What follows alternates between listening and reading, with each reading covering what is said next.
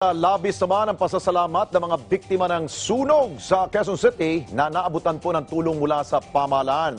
Kasabay naman ang pagsusulong sa modernization ng Bureau of Fire Protection, iginit ni Senador Christopher Bongo ang kahalagahan na maturuan ng mga Pilipino ng mga paraan para maiwasan ang mga insidente ng sunog. May ulat si Alan Francisco.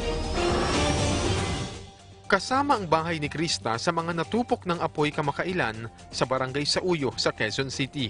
Nangingilid ang luha niya habang ikinikwento sa akin ang naranasang paghihirap. Pinaghirapan po namin yun yung bahay namin. Pero okay na din po kasi ligtas po kaming magpamilya, yung anak ko. Ilang araw matapos ang sunog dito sa Area 5B sa barangay Sauyo, ganito na ang sitwasyon.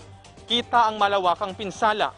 Ang ilang residente nagbabalikan. Nagbabaka sakaling may mapakinabangan pa.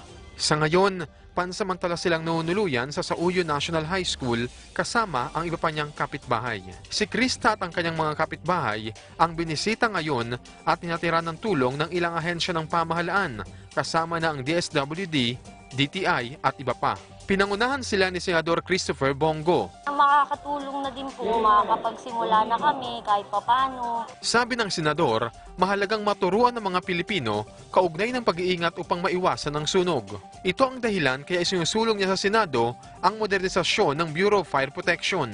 Mag-iingat sila dahil marami pong madadamay. Pag merong nasusunugan ng isang bahay, merong nag-iiwan dyan, nagluluto, kandila, lahat po, ay posible pong madamay rin po yung ibang mga pamilya.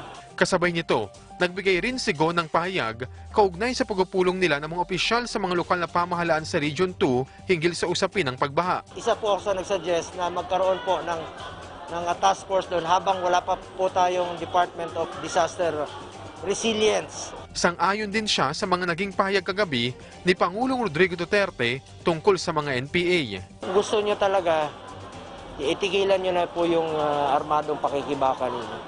Alan Francisco para sa Bayan.